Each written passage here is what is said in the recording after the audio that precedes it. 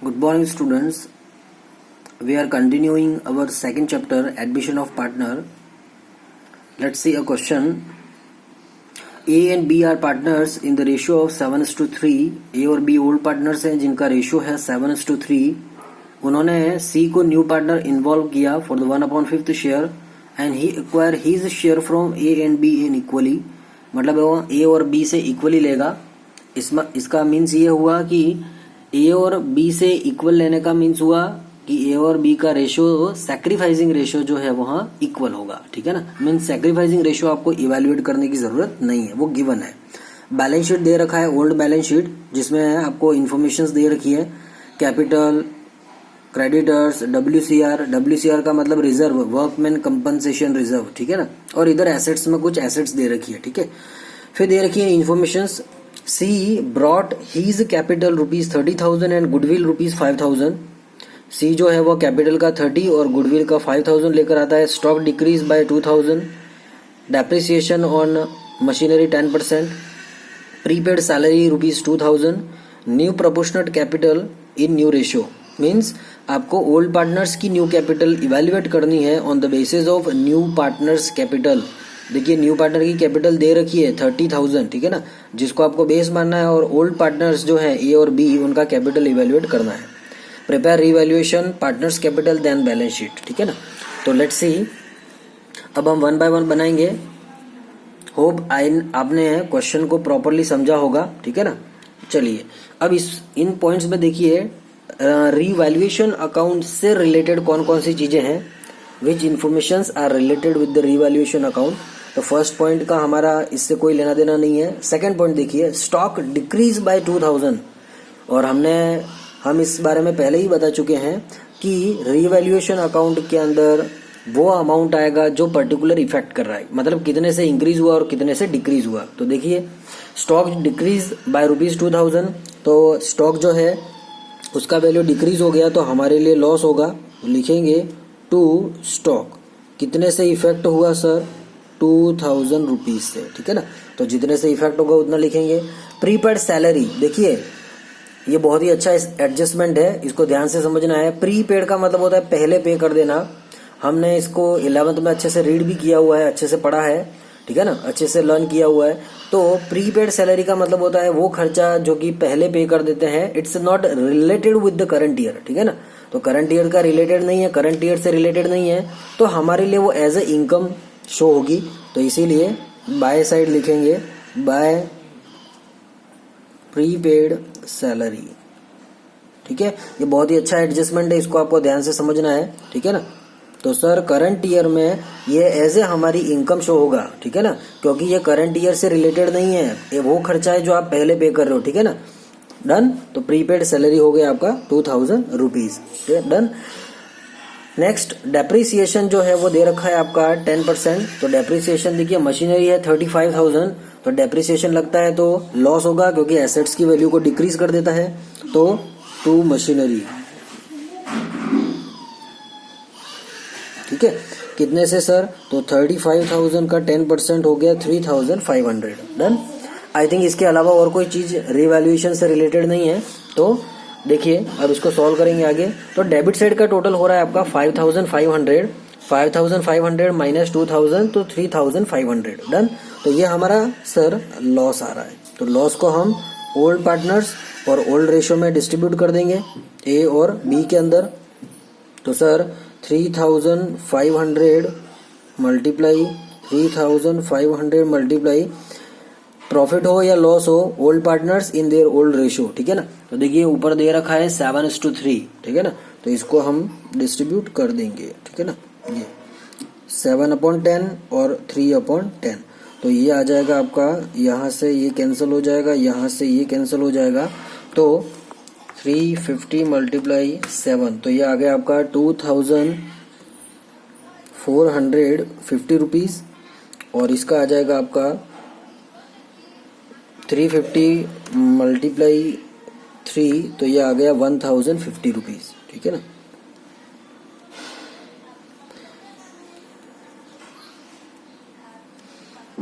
ये आपका हो गया रिवैल्यूएशन अकाउंट. ठीक है. बहुत ही इजी है।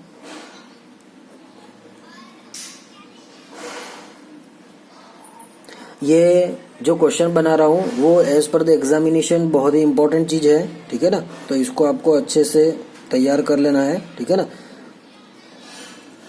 किसी भी पॉइंट्स में कोई भी डाउट्स हैं तो आप बिल्कुल पूछ सकते हैं। तो 5500, ठीक है।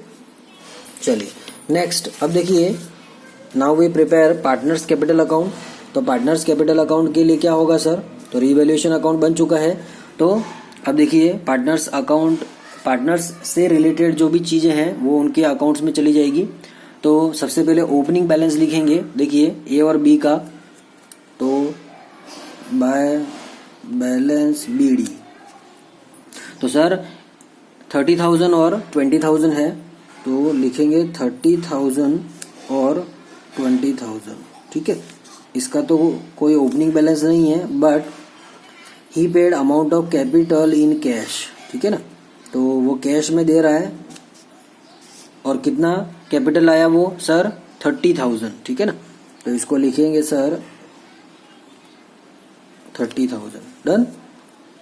फिर वो बंदा गुडविल का अमाउंट भी लेकर आ रहा है, तो गुडविल का अमाउंट जो है वो सैक्रिफाइसिंग रेशियो में डिस्ट्रीब्यूट होता है, ठीक है ना। और सैक्रिफाइसिंग दिया हुआ है इक्वल, मतलब इसका 5,000 जो है वो गुडविल का अमाउंट है, तो दोनों में बराबर बराबर डिस्ट्रीब्यूट कर देना है, क्योंकि सैक्रिफाइसिंग दोनों का इक्वल है।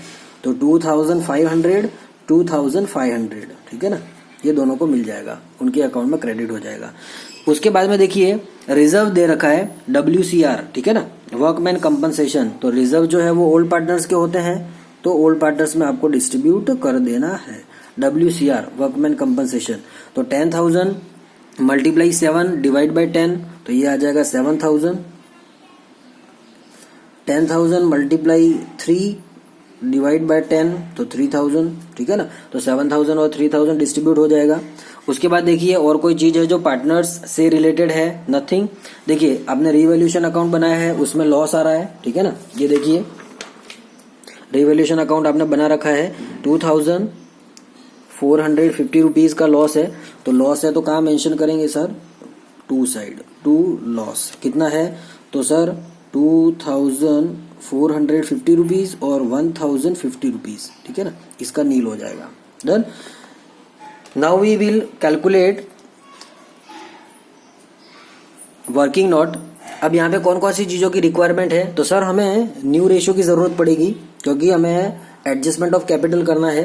तो न्यू रेशियो, अब देखिए इसमें दो चीजें गिवन है, ओल्ड रेशियो और आपका सैक्रिफाइसिंग रेशियो। तो न्यू रेशियो आ जाएगा A, B एंड C, ठीक है। तो ओल्ड रेशियो क्या है इसका, तो 7/10 माइनस 3/10 माइनस इसका न्यू रेशियो क्या है, सॉरी सैक्रिफाइसिंग। तो सर सैक्रिफाइसिंग हो जाएगा 110 और इसका हो जाएगा 110। 1/5 का हाफ हाफ 110, LCM 10 आ जाएगा। इसको सॉल्व करेंगे तो यह आएगा आपका 7 - 1 इक्वल टू 6/10। इसका आ जाएगा 3 - 1 इक्वल टू 2/10। और इस बंदे को हमने 1/5 के लिए इन्वॉल्व किया है, तो डिनोमिनेटर को इक्वल बनाने के लिए 2 का मल्टीप्लाई करेंगे, तो ये हो जाएगा आपका 2/10। तो अब इसको रेशो में कन्वर्ट कर लेंगे। अब ये कटता है तो इसको काट दीजिए, तो 1 1 देन 3, ठीक है ना। तो ये आपका आ जाएगा 5। तो 3:1:1 ये आपका न्यू रेशियो होगा, ठीक है ना। अब एडजस्टमेंट ऑफ कैपिटल के अंदर देखिए, आपको ए और बी की कैपिटल निकालनी है, तो सबसे पहले टोटल कैपिटल निकालिए। तो टोटल कैपिटल कितनी आ जाएगी फर्म की, न्यू पार्टनर की कैपिटल को बेस मानकर। तो सर न्यू पार्टनर की कैपिटल है जो कि 30,000 थी, ठीक है ना। तो 30,000 मल्टीप्लाई इसका रेसिप्रोकल होगा, तो सर इसका 1/5 है तो 5/1 हो जाएगा। तो ये आ गया सर 1,50,000, ठीक है। अब ए की न्यू कैपिटल कितनी होगी और बी की न्यू कैपिटल कितनी होगी, तो 1,50,000 मल्टीप्लाई टोटल कैपिटल और इसका न्यू रेशो।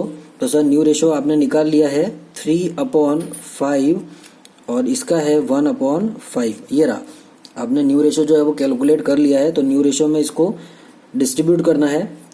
तो सर ये कट जाएगा, तो ये आपका आ जाएगा 1,50,000 मल्टीप्लाई 3 डिवाइड बाय 5, तो ये 90,000 रुपीज़ आएगा। कितना आएगा सर?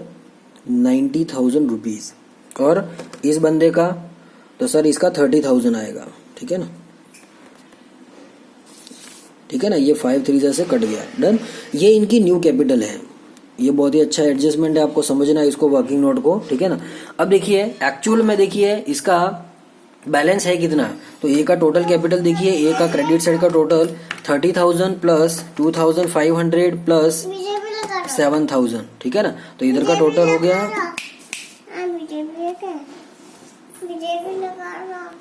तो माइनस हो जाएगा आपका 2,450 रुपीज, तो ये हो जाएगा 37,050 रुपीज। डन।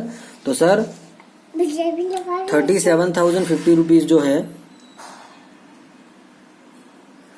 37,050 रुपीज आया, जबकि इसकी एक्चुअल जो कैपिटल है वो 90,000 है। ठीक है ना, तो सर इसको अभी भी कितना लाना पड़ेगा, मतलब कैपिटल जो है वो फर्म को देनी पड़ेगी। तो 90,000 माइनस 70,050, तो 52,950 रुपीज इसको पे करना पड़ेगा। तो अगर कोई पार्टनर कैपिटल लाता है तो उसको बाय साइड लिखते हैं 52,950। ठीक है ना, बाय कैश। डन। उसी तरीके से बी का करेंगे, तो 20,000 प्लस 2,500 प्लस 3,000 माइनस 1,050 रुपीज, तो इसका आ रहा है 24,450 रुपीज। ठीक है ना, जबकि इसका होना कितना चाहिए 30,000, तो सर इसको भी कैपिटल जो है वो लाना पड़ेगा 5,550 रुपीज। ठीक है ना, 5,550 रुपीज इसको भी लाना पड़ेगा। ठीक है ना, क्योंकि इनके अकाउंट में सफिशिएंट बैलेंस नहीं है। डन। तो ये बहुत ही अच्छा एडजस्टमेंट है, इसको अच्छे से समझना है। ठीक है ना, और इसका हो जाएगा नील डैश। ठीक है, अब इनका क्लोजिंग कैपिटल जो आपने इवेल्यूट किया वो लिख देंगे टू बैलेंस सीडी 90,000 30,000 देन 30,000। ठीक है, फिर इसको आपको क्लोज कर देना है।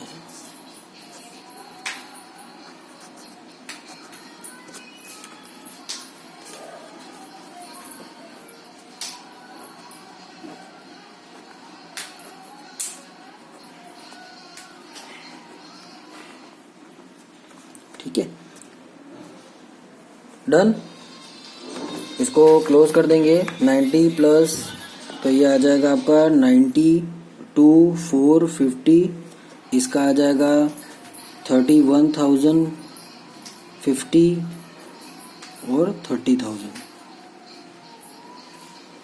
92,450, 31,050 और इसका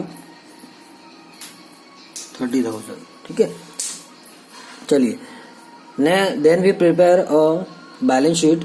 देखिए पुरानी बैलेंस शीट को देखते हुए नई बनानी है आपको, जिसमें कोई चेंज नहीं हो रहा है उसको एज इट इज लिख देना है। तो क्रेडिटर्स जो है वो आपके एज इट इज हैं। देखिए 10,000, तो आपको 10,000 लिखने हैं। ठीक है ना, कोई चेंज नहीं हो रहा है। Capital A B C, new capital ये रहा आपका, न्यू कैपिटल आपकी ये रही। ठीक है ना, तो 90,000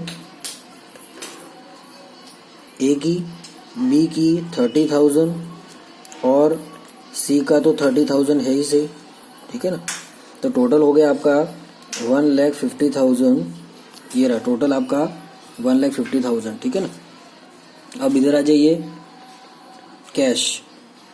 तो ओल्ड कैश जो है आपका पुरानी बैलेंस शीट में 5,000 है, तो पुराना लिखिए आप ओल्ड वाला 5,000 प्लस बिजनेस में कैश कितना आ रहा है उसको प्लस करिए, और जो बंदा कोई निकाल रहा है तो उसको माइनस कर देना है। तो देखिए सबसे पहले तो न्यू पार्टनर जो है वहाँ 30,000 रुपीज कैपिटल का लेकर आया है, तो उसको प्लस करेंगे। Then he also bring amount of goodwill 5,000। फिर देखिए एडजस्टमेंट ऑफ कैपिटल 52,950 रुपीज जो है वहाँ ए लाएगा तो बिजनेस के अंदर इंक्रीज होगा कैश, तो 52,950 प्लस 5,550 रुपीज़ जो है वहाँ बिल आएगा, तो 5,550 रुपीज़, तो ये हो गया, ठीक है ना। अब इसको टोटल कर लीजिए, तो sir 5,000 plus 30,000 plus 5,000 plus 52,950 plus 555,550, तो ये हो जाएगा 98,500। तो कैश का टोटल हो गया आपका 98,500। फिर प्लांट देखिए, सर प्लांट में कोई चेंज नहीं है, ठीक है ना, तो एज इट इज लिखेंगे आप। देन स्टॉक जो है उसका वैल्यू 2,000 रुपये से कम हो गया है, ठीक है, तो आज का वैल्यू हो गया सर 8,000। कैसे, लास्ट ईयर 10 है, 2,000 डिक्रीज हुआ, तो 8,000 है आज का वैल्यू, और न्यू बैलेंस शीट में आज का वैल्यू लिखना है। मशीनरी 35 थी, तो मशीनरी पे डेप्रिसिएशन लगा है, तो 35,000 माइनस 10%, तो ये हो जाएगा 31,500। आज की जो वैल्यू है मशीन की वो आपकी 31,500 है, ठीक है ना। उसके बाद देखिए इसमें एक एडजस्टमेंट है, प्रीपेड सैलरी, ठीक है ना, तो करंट ईयर की बैलेंस शीट के लिए वो एज ए एसेट्स होगा, तो लिखेंगे प्रीपेड सैलरी ₹2,000, ठीक है ना। Then we have close it, done. तो सर टोटल करेंगे, तो देखिए 98,500 प्लस 20,000 प्लस 8,000 31,500 प्लस 2,000, ठीक है ना, तो ये आपका आ गया 1,60,000।